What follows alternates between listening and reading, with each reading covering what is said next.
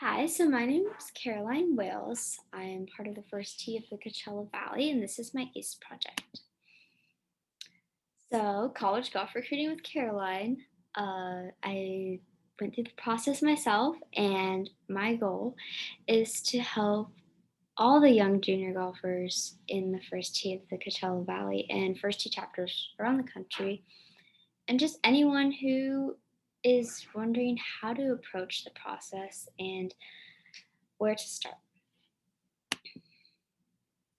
So I began playing golf at the first tee of the Coachella Valley. I attended a first tee summer camp when I was 8 years old and enrolled in the program. I progressed through the player, par, birdie, and eagle levels.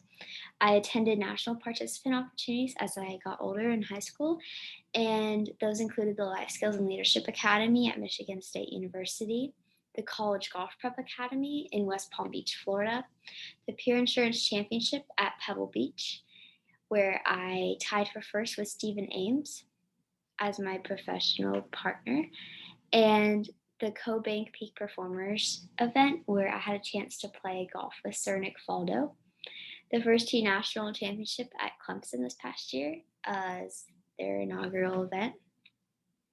And as I worked my way through the program, I had opportunities to be an ambassador for the first tee of the Coachella Valley, where I was able to share my story with different people throughout the community and just spreading the word about our chapter and its mission. I competed in numerous tournaments, including AJGA and SCPGA Toyota Tour Cup events, and I graduated from Palm Desert High School this last year. I had a 4.6 GPA, and I earned an athletic and academic scholarship to play collegiate golf at the University of Kansas. So here's some pictures of me as I grew up and was playing competitive golf. Little me in my first U.S. Kids events with my dad as my caddy, and one of the young junior golfers that looked up to me, just as I looked up to girls when I was younger. And here's me at Pebble Beach in the first tee event, playing golf with Sir Nick Faldo, and graduating from high school. So, how I navigated the college recruiting process. I researched how to begin the process and talked to people I knew because my parents don't play golf, so they did not know what to do. So, I had to figure it out on my own if I really wanted to achieve my goal. I began emailing coaches in eighth and ninth grade, although my resume wasn't very strong because I was a late bloomer as I did gymnastics competitively for 10 years. So that was a little bit difficult, not having as strong of tournament results as my peers at the younger age, but I was able to leverage that and say I was a late bloomer. So I was only getting better as I progressed through high school. I retired from gymnastics in November of sophomore year to focus 100% on golf, though. So, where to begin? So, freshman year and younger, play 36 whole 2 day events or more. Start playing in tournaments, learn to play competitive golf and deal with nerves and competitors. Play in a variety of tournaments at the local, state, regional, and national level. Work your way up, learn to be successful and compete, but play up to challenge yourself. An example is if you're in SoCal and you're younger, start with the US Kids events, local SCPGA events like the Players Tour, Drive, Chip, and Putt, a great competition, the first tee events, Future Champions, Coachella Valley Youth Golf, which is a new golf tournament series out here.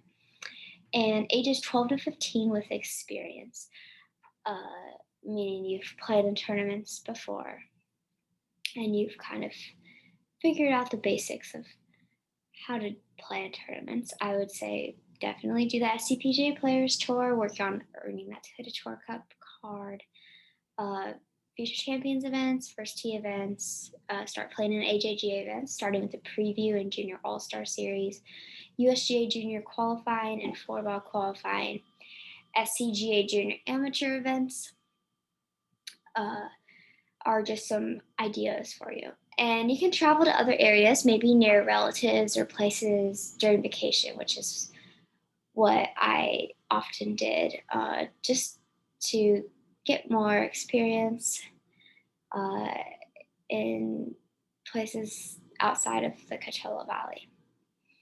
And some ideas would be like AJGA Future Champions events, Hurricane Junior Golf Tour, Peggy Kirkbell Junior Golf Tour in the Southeast.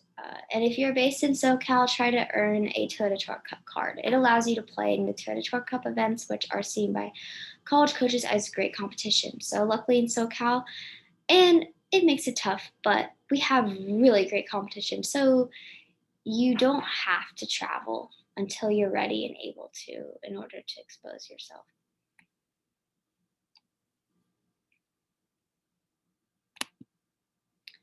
So sophomores and older play in 36-hole, 54-hole, and 72-hole events.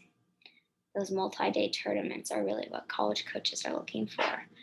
And some advice given to me by a national championship, the 2018 national championship winning coach, was on an unofficial visit, play up, play to challenge yourself with longer yardages and better players. In events like the US Open qualifying, US Amateur qualifying, state amateur, mini tour events like the Cactus Tour, and also play in Toyota Tour Cup events, AJGA, SCGA Junior Amateur, Future Champions. There's just a lot of great options. So why are tournaments important? The goals and benefits of tournaments are to improve your scoring average, learn to compete, learn to play on different courses, learn to travel, learn to prepare and be flexible, learn to do practice rounds.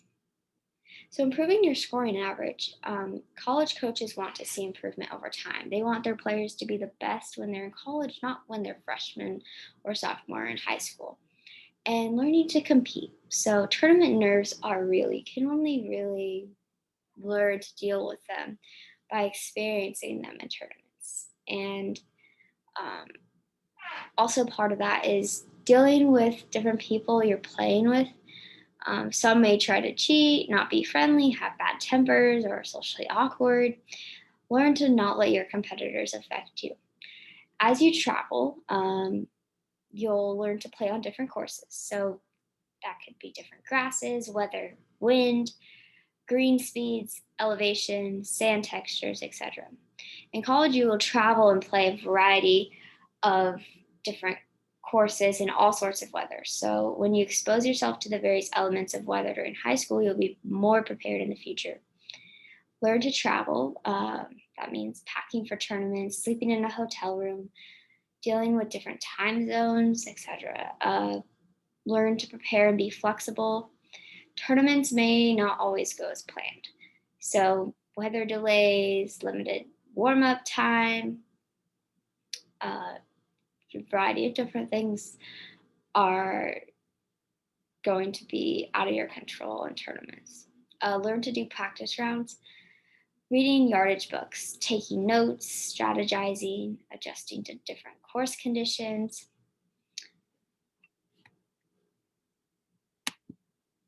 So how many events should you play? So every family has its own capabilities. Freshman year and younger, it is recommended that you play on average one a month, and with some more in the summer vacation months. Sophomores and older can play more events per month, and summer months are especially important for exposure as college coaches go and travel and recruit during those summer months, as they're not in the golf season in their coaching jobs. Averaged is one or two per month, or 20 to 30 events per year, including one-day qualifiers. It all varies on your own, but those are my recommendations. What yardages should you play? So girls should play at least 6,000 yards in tournaments. As in college, the D1 level plays around 6,200 to 6,400 yards. College coaches like seeing good scores at these yardages because it's more comparable to college tournament play. State amateurs, non-junior, national, and international events, and mini tour events play longer yardages. So some other tournament ideas for junior events are listed out here. I've played in some of these, and there are so many events, to be honest, and from just in California and then all over the country. And these are some amateur and professional events, so these are not limited to just junior golfers. So you'll be playing with people who are in college, out of college, including some professionals and like the Cactus Tour and the Women's All Pro Tour.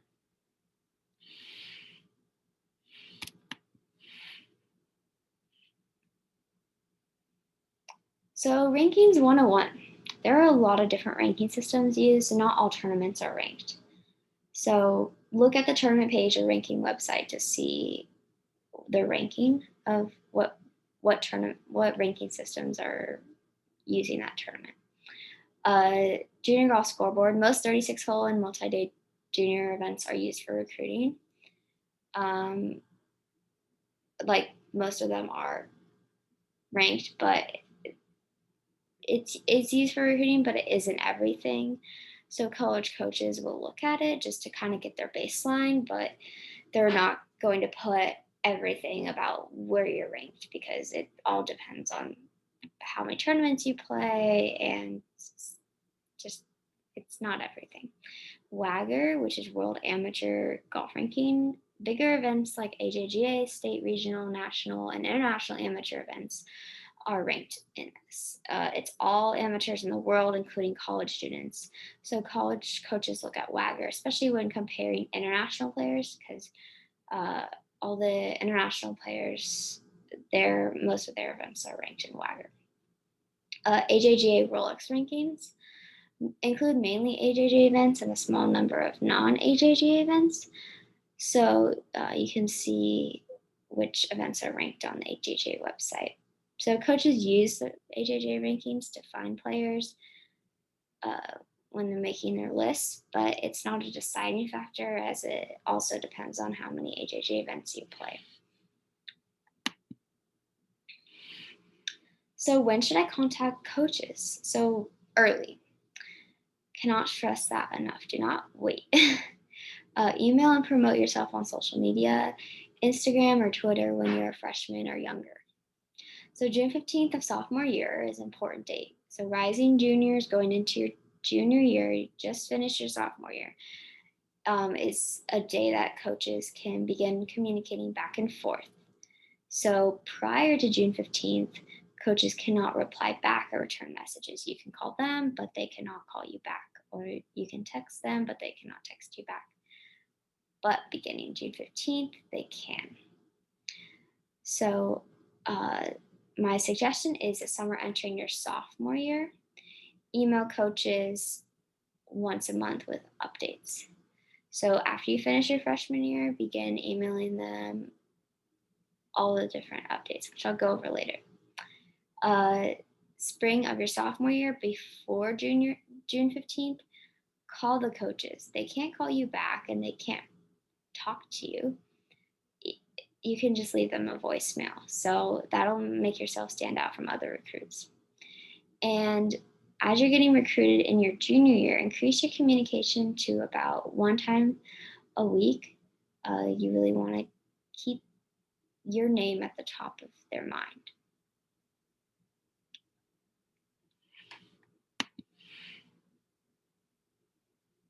So what should I send coaches?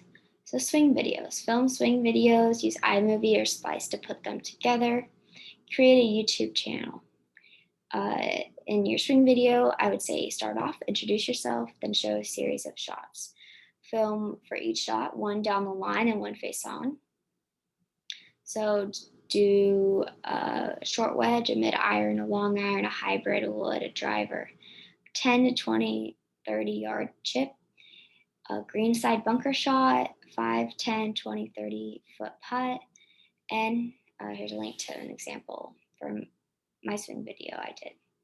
Tournament updates are also something you need to send coaches. And after your tournament, you can reflect and share with them. What did you do good? What could you have done better? And how will you work on that? So all my first tee participants, remember good, better, how. And that is a great tool I used to think about after my tournaments and share with coaches. Academic updates, anything exciting with school, grades, test scores, your class schedule for next year. Coaches also care about your academics. And your upcoming tournament schedule. Share that with them. That way they know what you're going to be playing in. And especially during the summer, they will come out and watch and recruit you if they're interested in you.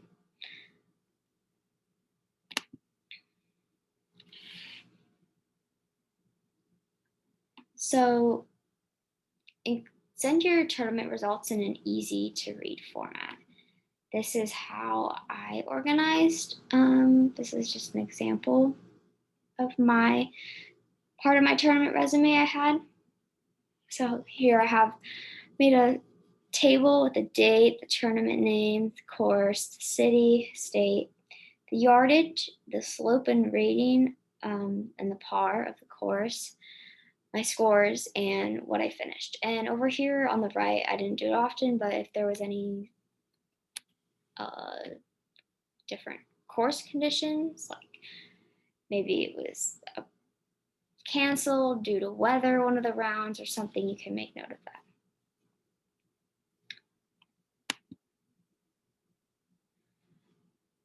So this was my resume when I was a junior. This is what it looked like when I was a junior, but I was constantly updating this and sending it to coaches. Create a PDF resume where you keep all your important information and your tournament results updated. So include on there your contact information for references, ideas like for these people would be your swing coach, your high school coach, your strength coach, mental coach. If you play another sport, one of those coaches, your first tee coach, just people that would be able to speak to coaches about you and your game or your character. Your test scores, your GPA, your contact information to get a hold of you, your email, phone number, social media handles, picture of yourself, extracurriculars organized. So that would include awards, honors, activities, your success in other sports. So what about other things besides golf? Playing another sport. So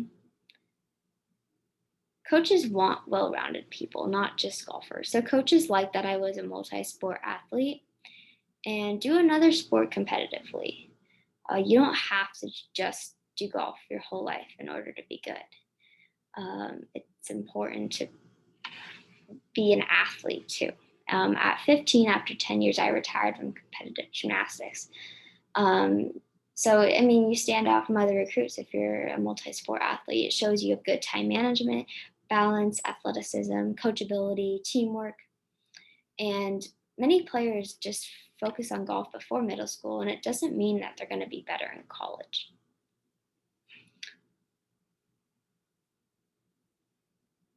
So here's some pictures of me doing gymnastics. And what schools should I contact based on my tournament scores and finishes?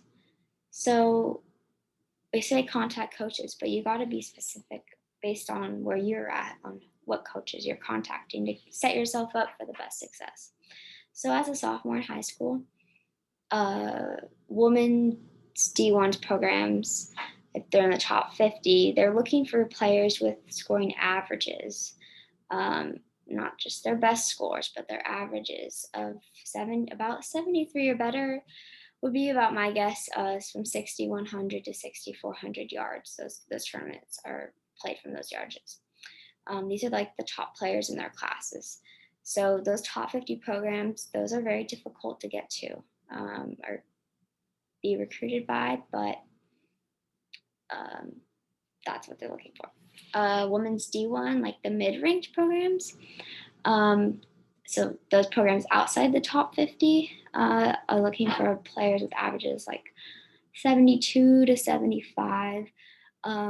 Players that play in AJGA, state junior, amateur events, junior national, and international events. And women's D1 programs that are on like the lower range side, maybe average like 75, maybe up to 78.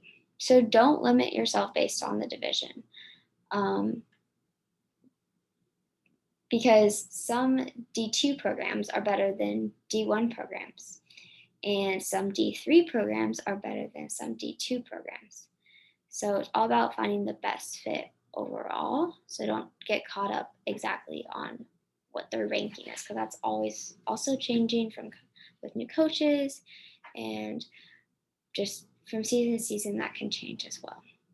So be realistic. You must have played in a good number of events by the time you contact a good ranked school. So if you're just starting out, contacting those top ranked schools, if you don't have a strong tournament resume, you need to be realistic. So how many schools should I contact? 50 schools at least. That sounds like a lot, but that's how many you need to at least contact in order to set yourself up for success. So 10 of those can be like your reach schools, where you have a chance, but they are recruiting better players than you. 20 to 30 target schools, where you would fit in with the other level of recruits that they're looking at. And 10 to 15 schools where your scores are better than most of the other recruits. And the team is ranked below a target level. So, and it could also be another division. So if you're kind of a player would fit in at like a mid-ranked D1 school based on your averages and your resume, I would say contact for your the third, your like target schools, contact those like mid-ranked D1 programs, but also contact maybe some D2 programs, D3 programs, and some of like lower ranked D1 programs, just so you have options.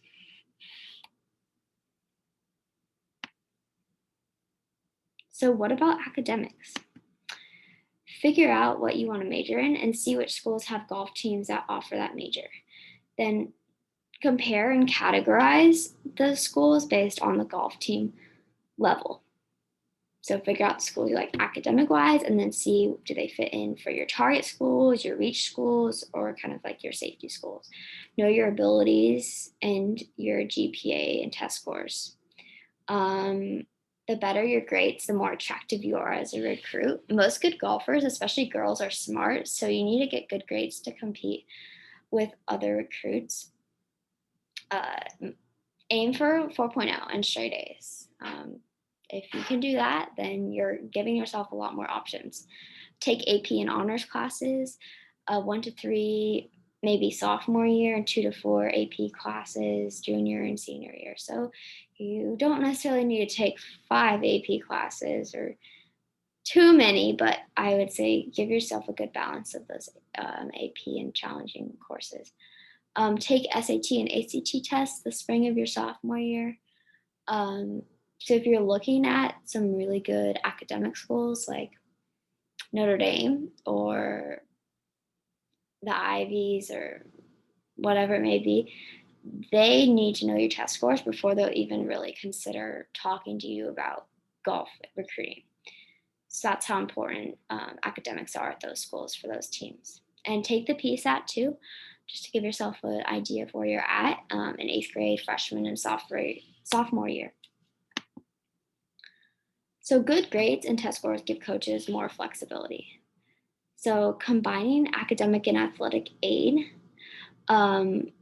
is where that comes into play. So a national championship coach told me when I was on a visit, keep your grades up, because then they don't have to use an entire athletic scholarship on one player if they're able to also combine that athletic money that they offer with academic money. So um, at a lot of schools like Kansas, they're able to do that. So that gives the coaches more flexibility. So D1 women, fully funded programs. Not all programs are fully funded, but most are.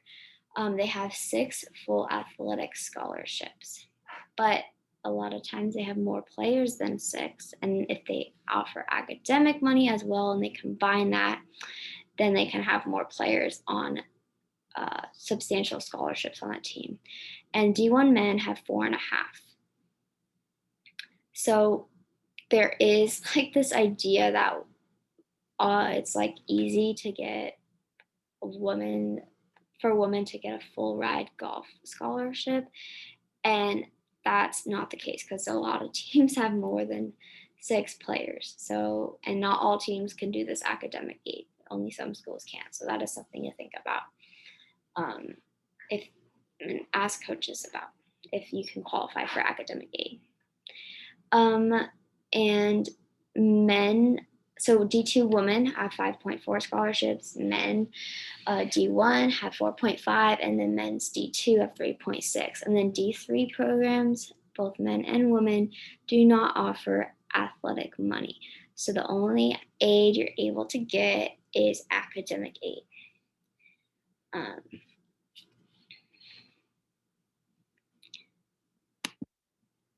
All right, so research. So when you're researching a school, look at the academics, the ranking of the major that you're interested in at that school. What is that school ranked in the country? What's it known for? What's their graduation rate? What are the class sizes? The campus and geographical area. What is the size of the school? Where is it located? What's the weather like? Can they play golf year round? What things are there to do in the area? What's the student body population? The number of undergrad versus graduate students. Some schools you're going to get more of that college feel because they have more undergrad than graduate students, versus other schools, if they're more of a commuter school, you might not get that full college experience. That's something to think about. Sports offered to watch. Do they have college football, baseball, basketball? What are the proximity to the airports as you're traveling to tournaments? If you're close to an airport, that is really nice. City, is it in an urban or is it in a college town? And how safe is the campus? Cost of attendance. So that would be more, think about how much is it actually going to cost to attend the school. You can find that online on their website, on the school's website. Information to gather to maybe use in your intro email. So you want to show the coaches you've done your research about the school before you reached out to them. So the coach, find out in their bio on the athletic website, how many years of experience do they have? Past players they've coached? Are they maybe coached some professionals and their success as coaches? What is the team success?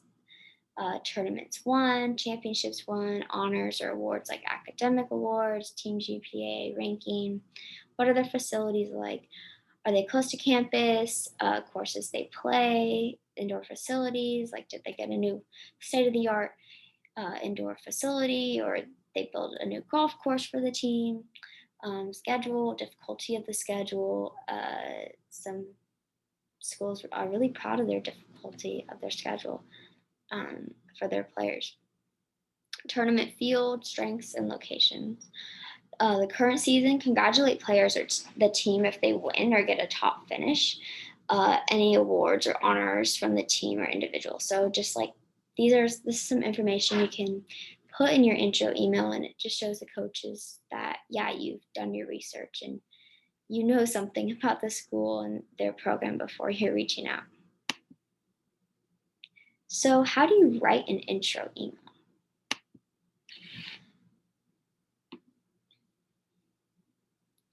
So always begin the email with dear coach and their last name. Do not say just dear coach. Coaches do not like that. It shows that you did not take the time to even put their name on their email. Make it personable. Um, Say why you're interested in the school and their program. You want them to keep reading your email. They get so many emails, so you want your email to stand out. Have an eye-catching subject line.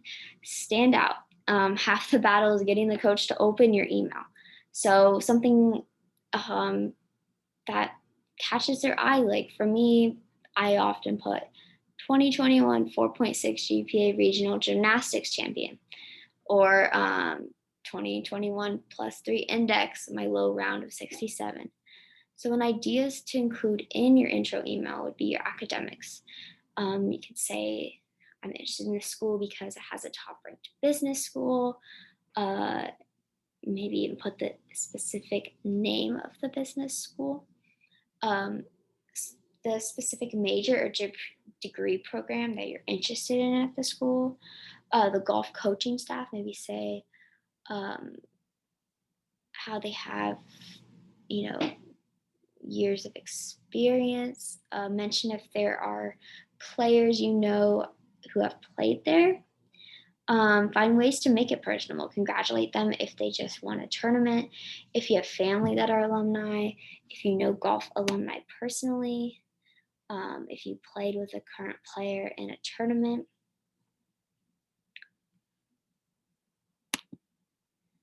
So here's an example of an intro email I sent to a coach. Um, so I introduce myself and I'd say why I want to attend that school and a personal connection I have to the school. And I gave him an update about how I had just retired from gymnastics at the time, gave him my goals, um, and here's some updates. So I think on here, maybe say some goals you have achieved, um, and then what your plan is, and touch on your academics. I would attach my swing video, and then I'd include my upcoming tournament schedule. And then I'd always have at the bottom that PDF of the resume with all of my past tournament results and extracurriculars and what I had showed earlier.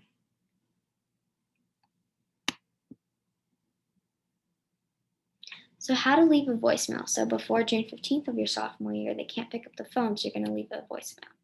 So, say your name, your graduation year, your hometown, something personal about yourself, why you're interested in the school, why you want to talk to them. Uh, Before June 15th, let them know you've sent them emails with more information on yourself and hope you can connect on June 15th. In the meantime, say that you'll keep them updated and wish them luck in their next tournament. See what tournament they're playing in next and say, good luck in your next event, and say maybe it's the Big 12. So good luck in the Big 12 championship. So it shows that you're paying attention to their program. Use a sample script. If they do pick up the phone after June 15th. So if they pick up the phone, say, hi, coach, is now a good time to talk. And then just say, I just wanted to follow up with you regarding my email about my interest in your school. Or you can say, I wanted to follow up about my recent tournament win. Or I wanted to follow up about my email regarding arranging an unofficial visit to campus. So say why you're contacting them. And say, I'd love to learn more about you and your program and share more about myself. So preparing for an introduction call. So have your research done, know their name, know the coach's name, location of the school, basic information, make notes of what you want to say, have it written or typed, but I like to write some notes of what you want to say to the coach, have a list of questions in front of you, Coaches always want recruits to ask questions on the first introduction call. So they'll ask you, do you have any questions? And kind of one of the worst things you can do is say no. So have questions prepared. Do your research and make sure your questions aren't ones that you can easily answer yourself online, like, oh, where is the school located? Like, coaches want to know if you've taken the time to look up and know about their school a bit. Tips during the call: be confident. One of the best pieces of advice I've ever been given is so valuable when talking to coaches. One of my first T coaches, Jim Kane, told me, "You are an expert on Caroline males. No one else is, so you need to be confident in what you're saying." So that goes for when you're talking to coaches. So coaches will ask you questions, so be prepared. These may include some of these questions. Why are you interested in my program? What are the strengths and weaknesses of your game? Why do you love golf? What's your favorite thing about golf? What are your goals? What makes you different from other recruits? How will you help our team win a conference championship? What are your upcoming tournaments? What are you looking for in a school? What are you looking for in a coach? So some post-call to-do. So when you're done with that call, make sure you set up your next call while you're on the phone with the coach. And if not, you need to do that in your follow-up email if you don't make a point to schedule in your follow-up if your next call with the coach. Also via social media, send them a follow-up direct message on Instagram and Twitter. Using both will make you stand out. A lot of recruiters just use Instagram, but if you do both, that's even better. On your follow-up email, if you spoke to them on the phone for the first time, send them an email after your first call. So say how you enjoyed your conversation, something you enjoyed learning about, information they may need, because they may ask you to send them your tournament results or your upcoming schedule. Make sure you schedule your next phone call if you forgot to do so over the phone. And wish them luck in their next tournament. Look it up, see what tournament they're playing in next. Here's like a sample update that I gave to a coach. So I told him how I achieved one of my goals. I thought what was really cool is if I told them at the beginning of the year, these are my goals, and then when I was able to achieve them, I thought that was really cool to be able to share with them, because I did tell them what one of my goals was and how I achieved it. Maybe something interesting about your tournament or a lesson you learned. Show how you improved, and things that you're working on in your game, and then just anything else you want to share with them. You want to get to know them as a person. They want to get to know you as a person as well.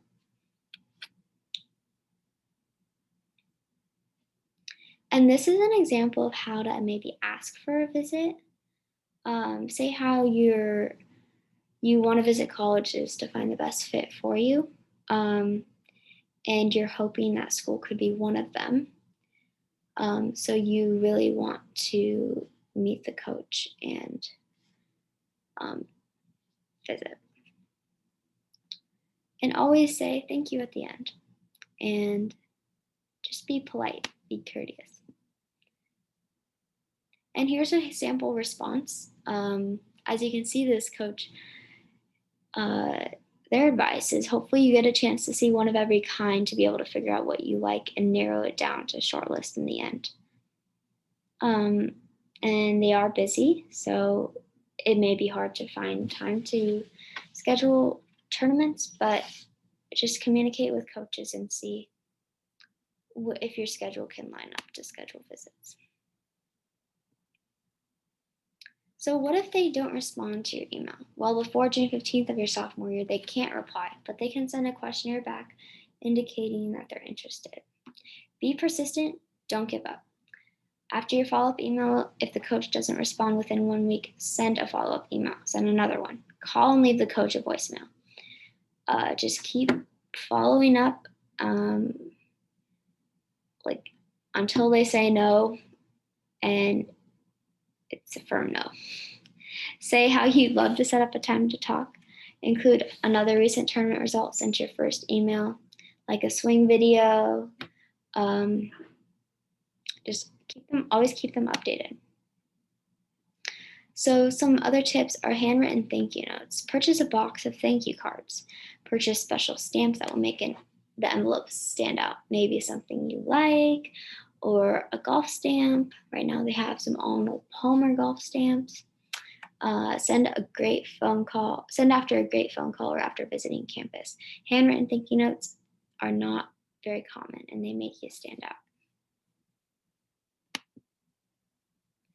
So should my coach call a college coach?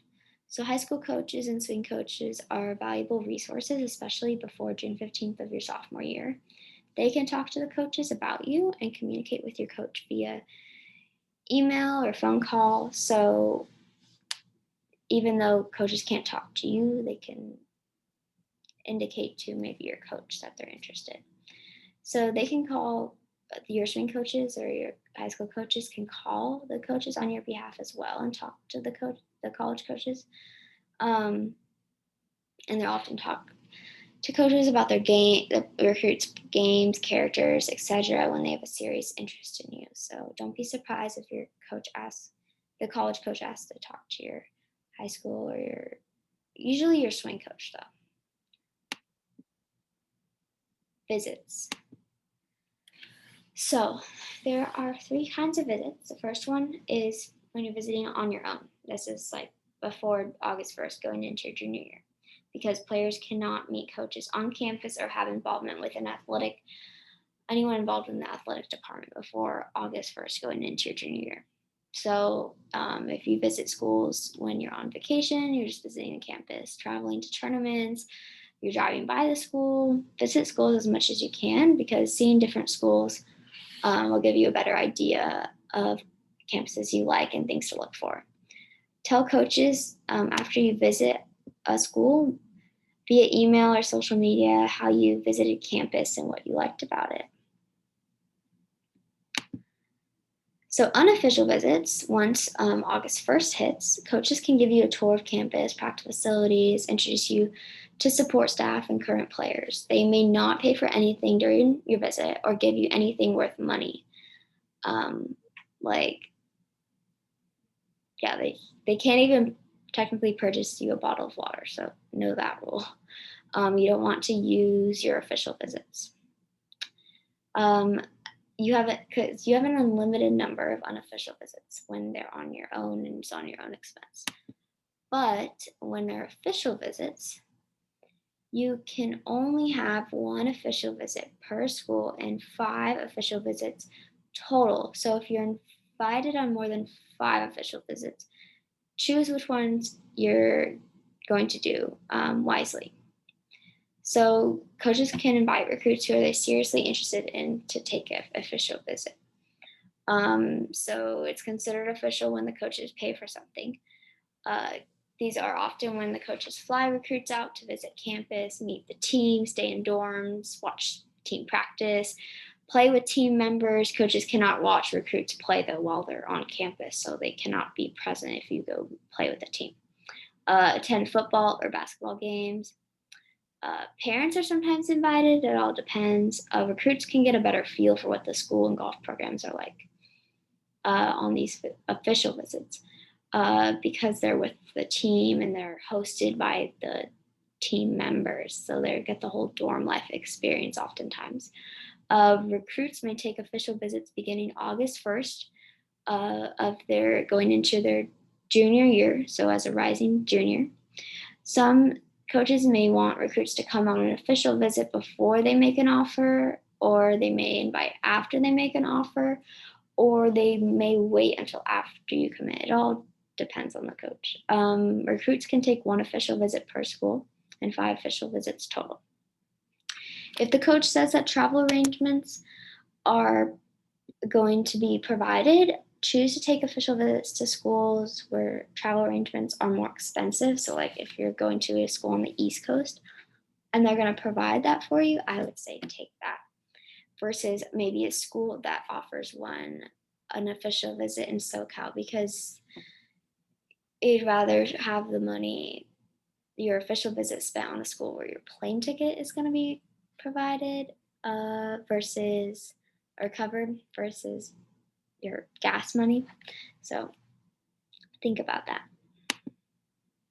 How to ask about visiting. Some coaches may invite you for a visit, indicating that they are interested in you. But if the coaches don't, you can ask them to visit. And a way to go about this is, I'm really interested in your program in school. I think it could be a great fit for me. Could I schedule a visit? So questions to ask coaches on a visit.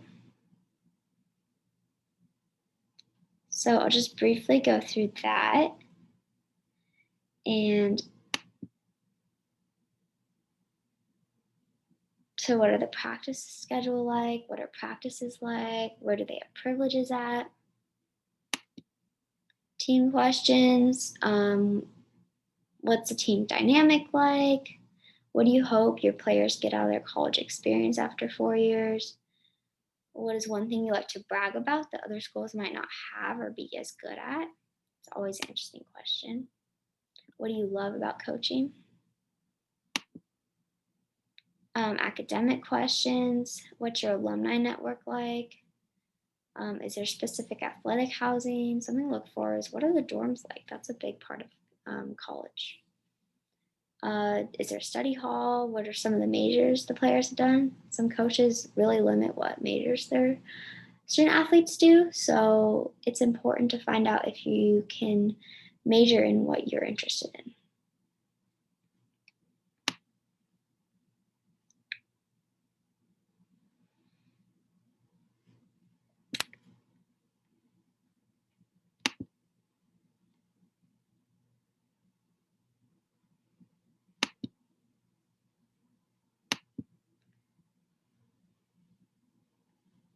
So maybe fitness questions. What can you meet the strength coach while you're on your visit? Ask them, what do they look for in a player? How do you get to and from practices if you don't have your own car? What are the dorm floors co-ed? Some girls just know you may have co-ed bathrooms, but some schools, like Kansas, may have your own bathrooms. So maybe that's something that's important to you. Also ask coaches, what do you think about the First Tee program? Some coaches may not value the First Tee's mission beyond golf and developing young people with core values. So think, do you want a coach that only cares about golf and your scores, or do you want one that cares about your values and character? So remember, the coach is selling as much as you're selling yourself. So you must be a knowledgeable buyer as much as you're selling yourself. So not everything coaches say is going to be 100% true when you're getting recruited. So it's best do as much research and ask as much questions as you can. Things to look for on visits about the coaches, like how do they treat other people on campus or at the courses? How do their players act around them? And if you're in the coach's office, see what books they have on their bookcase. Are they organized? What's on their walls? Some tips, type and print out your questions to ask on the visit. Coaches are impressed when you're all prepared. Dress to impress. Golf clothes are always great. Create a list of things to compare between the different schools and fill it out. Make notes after each visit. Write thank you notes to coaches and anyone else you met with after your visit. So tips for parents on visits. Dress to impress. Let the player do 90% of the talking and asking questions. Coaches don't want to hear all from the parents. They want the recruits asking the questions. Don't ask about scholarship until if the coach brings it up, then that's another story, but don't bring it up. Goal is to get to know the school, the coach, the program, the location, and eliminate schools that won't be a good fit. Some may look great virtually or on Zoom on social media, but when you're actually in person, it may be a different story. Each visit will help you figure out what you want and you don't want in a school and golf program. And look at each school with an open mind. Some things that you thought may be important, like the division or the size of the school may not actually be as important to you. Choosing a school, it can be difficult, but here's some advice. So you may end up choosing a school that you never thought you'd even consider. Everything happens for a reason. If the coach offers another player, don't give up on the process. Use it as motivation and just keep working on your other options. Don't narrow down your list too quickly. Leave yourself with as many options as possible. So if a coach makes an offer, leave the door open as much as you can. Don't say no until you have like the deadline, or you're 100% not going to go to that school. Use other offers as leverage against schools where you're seeking an offer from. So the often coaches will ask you, so where are you at in the recruiting process? Do you have any offers? So you don't need to divulge everything, but make it so they know you're getting recruited by other schools. Don't choose a school for the coach. So the coach can unexpectedly change. So make sure you like the coaches, but choose a school you'd be happy with if they weren't the coach. So factors like golf practice facilities, academics, academic support, the location, the workout facilities, they don't really change with coaches. So those are things to really pay attention to. Talk to former players. Advice I was given is talk to players that have graduated and ask them the tough questions, because they're not going to really sugarcoat anything, because they don't have the risk of their scholarship being taken away because they said something bad about the program or something, because they've already graduated. So ask these tough questions to players on a visit, but know that they might not be answering them 100%, because they're still on their scholarship and they still have that. So like, does a coach treat everyone equally? How do you feel about the strength and conditioning program? Do you feel the coach was the same person on your visit as they are, like when they were getting recruited, as they are when they're there as a player?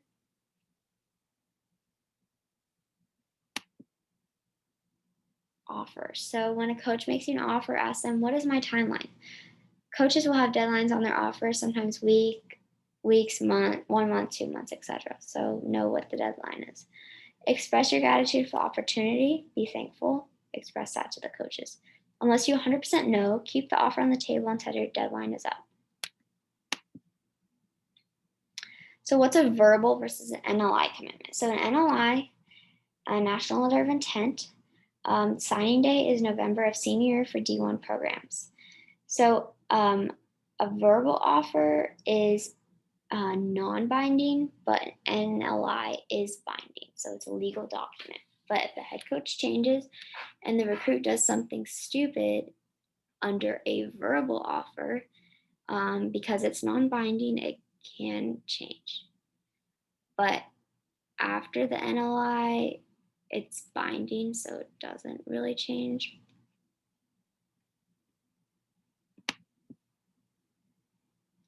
After signing NLI, my advice: don't stop getting better. Keep playing in tournaments. The more tournament experience you gain will help prepare you for freshman year in college. And you need to qualify to play in college tournaments. So just because you're on the team doesn't mean your work is over if you want to actually travel and compete in the tournaments. Scholarships. So there are very few full-ride scholarships. Golf is not a head count sport, so not every single player gets a full scholarship. Most offers are partial scholarships, but coaches can combine academic and athletic scholarships. And oftentimes, those are out-of-state public schools and some private schools that offer academic scholarships. And know that Ivy League schools do not offer athletic scholarships. So you're oftentimes not going to be on scholarship at an Ivy League school, but you're also going to an Ivy League, and the value of your education is great. Basics for calling coaches: use AirPods or earbuds. That's best. Don't use speakerphone. Talk in a quiet place. Stand up so your voice projects and sounds better. Practice before your first call. Be aware of time zones when calling coaches. Don't call too early or too late. Leverage the time zone difference. So if you're like on the West Coast, call the East Coast early. So call them at 6:30 a.m. your time, and they'll be like, "Oh, it's 9:30 here, but 6:30 on the West Coast." Wow, they'll be impressed. Check locally for other tournaments. You don't need to always travel. So just tournament experience is tournament experience. Joining AJGA, it's a good idea to join the AJGA because you can get access to the Ping American College Golf Guide, or it's separate from AJGA membership. You can just buy it. It's $20 a year. So it's a large database of all divisions, golf programs with information on schools, and you can use search filters on location, test score, scoring average, etc. So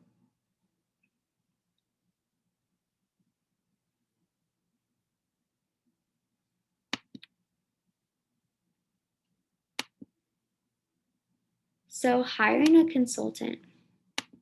So if it's a high pressure sale, it's probably not worth the money. With those national consulting services, they won't really get you any more work than you can do yourself. So it kind of coaches like when the recruits are making it personable and it's their own.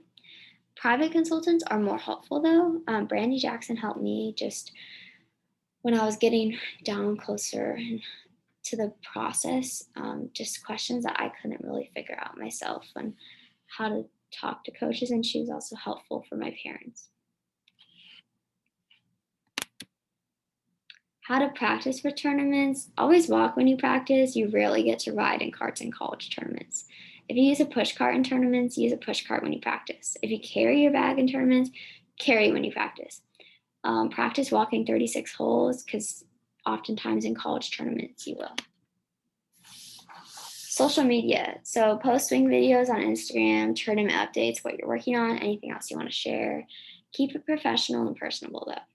Use Twitter for short updates and interacting with college accounts.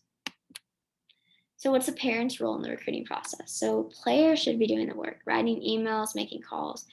Coaches hate when parents write the emails to them. They can tell and they don't like it. Let the recruits talk on the phone and know that this is a learning process. It's about developing the skills to market it yourself. So you'll be using these skills when you're interviewing for a job later in life. And parents should only talk to the coach if the coach asks to speak to them. So my mission for this project is, from my perspective, to help from going through the process myself, help first tee participants achieve their collegiate golf aspirations. Good luck, and you got this.